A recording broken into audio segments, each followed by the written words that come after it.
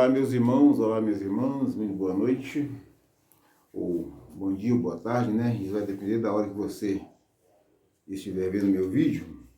Hoje são 8 de outubro e nós vamos dar continuidade aqui à questão das relações de simpatia e de antipatia entre os espíritos. Ponto. Metades eternas. É o que Kardec está querendo saber, é o assunto que ele está querendo saber. Olha bem, relações de simpatia e de antipatia entre os espíritos. Ponto. Metades eternas. Ele fez essa pergunta, ele fez a pergunta 291, da seguinte forma. Além da simpatia geral, oriunda da semelhança que entre eles exista, votam-se os espíritos recíprocas afeições particulares. Entenderam o teor da pergunta? Porque às vezes a gente é simpático às pessoas por gostos particulares. Por exemplo, você tem um partido político, você gosta das pessoas daquele partido político, o seu viés político, você torce para um time de futebol. Então, normalmente as pessoas que têm assim, um gosto mais ou menos aproximado, assim, geral, de caráter geral, tem uma certa simpatia. Mas além disso, no plano de lá, os espíritos têm assim, alguma simpatia ou antipatia? Ou então, antipatia tem, com certeza. Agora, entre eles, reciprocamente, particularmente, será que eles votam entre si alguma simpatia? Essa é uma pergunta interessante, não é mesmo? Aqui está dizendo assim, ó, do mesmo modo que os homens, sendo, porém, que mais forte é o laço que prende os espíritos uns aos outros, quando carentes de corpo material. Porque, então, esse laço não se acha exposto às vicissitudes das paixões. Então, seria um caso assim, vamos imaginar. Você gosta de uma pessoa que foi sua esposa, por exemplo, foi seu esposo aqui na Terra. Lá, olha bem, lá do lado de lá, esse amor, essa simpatia, essa afeição, ela não se acha exposta a nenhuma vicissitude de paixão terrena. Aqui, muitas das vezes, o próprio amor é maculado, o sentimento de afeição é maculado por alguma outra coisa, por algum outro tipo de paixão, seja paixão do campo afetivo, paixão pelas coisas, né? Paixão por opiniões, muitas das vezes maculam o amor aqui na Terra, maculam os laços de simpatia. Mas aquela simpatia que sobrevive para lá, para além do plano físico, ela lá é muito forte, é muito mais sólida, porque lá o espírito não está exposto a nada. Imagina vocês aí agora, o Otávio de Jordão e a dona Diná, do lado de lá. Aquele amor deles lá do Doravante vai ser um amor livre, intenso, porque não está exposto a nenhuma paixão mais. Aqui no início da vida deles, antes deles se aproximarem, antes daqueles laços de vidas passadas falarem mais alto, né? Quem está acompanhando a novela sabe disso. Mesmo tendo uma simpatia entre eles, que acabou vencendo, eles tiveram problemas. Ele, pela paixão, pela profissão dele de promotor, que tinha que condenar de qualquer jeito, parece promotor de justiça, né? Tem que condenar, né? Infelizmente é assim, né? E ela, como irmã daquele acelerado chamado Alexandre, ela queria defender só o irmão. Isso é uma paixão.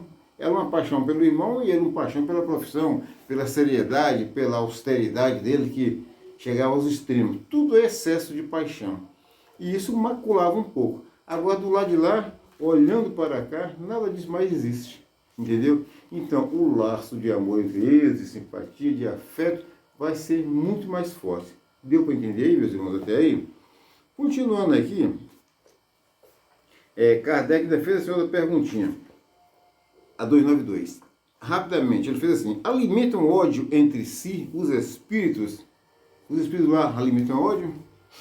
Só entre os espíritos impuros há ódio, e são eles que insuflam nos homens as inimizades e as dissensões.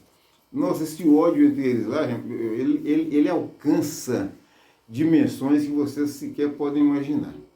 Então, dois espíritos que foram odiosos aqui na Terra, apaixonados pelo pior que a Terra pode oferecer, ao chegar do lado lá, o ódio deles é a mesma coisa, entendeu? é a mesma coisa. Alguns que são mais experientes, né? Que têm mais recursos, eles chegam a capturar aqueles outros a quem eles odeiam e causar a eles verdadeiras torturas. Torturas inimagináveis, vamos assim dizer. Crueldades terríveis, você vê? Levam para fazer experiências com eles, experiências hipnóticas. Você sequer pode imaginar isso. Quem lê o livro daquela coleção de André Luiz, esqueci agora o nome do livro, se não me engano, Ação e Reação, vai ver isso lá. Tem um espírito com a capacidade de torturar outros, né? Ele se coloca lá como um rei. Ele é mais inteligente, mais sagaz, era um ex-padre, por sinal, chamado Gregório lá. Esse ser humano era de uma crueldade, esse espírito humano desencarnado lá era de uma crueldade imensa. Então a resposta é assim, os espíritos impuros, cheios de defeitos, cheios de ódios, votam assim. Então a gente tem que tratar o quê? De nos consertar com os nossos inimigos enquanto estamos a caminho com eles, como falou Jesus, para evitar de que ao chegarmos lá, né, nos encontremos com esse inimigo. Jesus falou, para que ele não te entregue ao juiz, e o juiz te condene, te lance às profundezas do inferno, vamos assim dizer. Por quê? É seu inimigo do lá. O ódio que ele sente lá é muito maior. Principalmente se ele foi prejudicado por você aqui. Pode ter certeza. O ódio que ele vertia sobre você aqui, multiplique por 1000 do lado de lá. E prepare-se, porque se você não tiver defesa, não tiver nem orações dos seus parentes que aqui ficaram, você vai sofrer demais nas garras desse inimigo, tá bom? Na pergunta 293, dando continuidade, Kardec falou assim, conservarão ressentimento um do outro no mundo dos espíritos, dois seres que foram inimigos na Terra? Olha bem, vamos embora ver aqui agora, diante do que nós falamos. Está dizendo aqui assim, ó, não compreenderão que era estúpido o ódio que se votavam mutuamente e pueril o motivo que o inspirava. Apenas os espíritos imperfeitos conservam uma espécie de animosidade enquanto se não purificam. Então, quer dizer, ele fez a mesma pergunta, assim, por exemplo, às vezes eu fui inimigo de você, mas assim, não tão inimigo, né? Bom, assim, não tão inimigo que não possa ser amigo e nem tão amigo que não possa ser inimigo. Vamos assim dizer, você gosta de A e eu gosto de B, entendeu? E a gente às vezes teve algumas inimizades, algumas hostilidades por causa disso.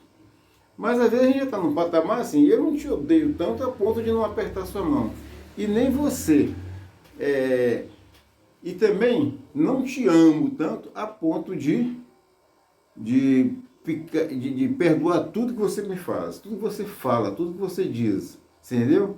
Como dizia aquele velho político, Ulisses Guimarães, a gente não pode ser tão amigo a ponto de não se tornar inimigo. E nem tão inimigo a ponto de não se tornar amigo. Então, quando a gente está num patamar assim e chega do lado de lá e vê as besteiras pelas quais a gente estava aqui se maltratando, aquilo esquece, a gente esquece. Mas só que a gente já está nesse patamar. Os impuros, imperfeitos mesmo, ficam desse jeito, conforme eu falei anteriormente.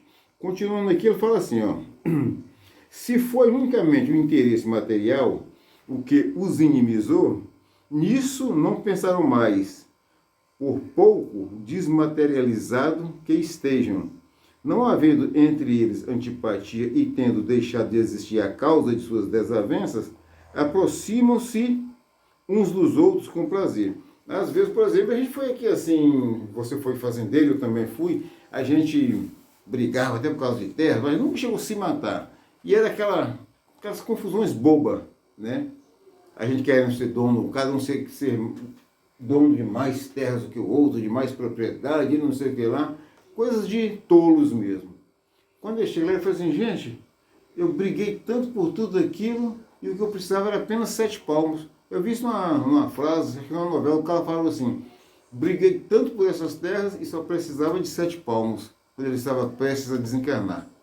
Então, dois espíritos nessas condições, até com a capacidade de tirar uma conclusão assim, uma abstração dessa, Chega lá e ele encontra aquele com o qual ele foi inimigo por causa de terra, né? Eles vão falar, fulano, nós brigamos demais por causa daquelas terras lá, e nós estamos lá, agora nós estamos aqui.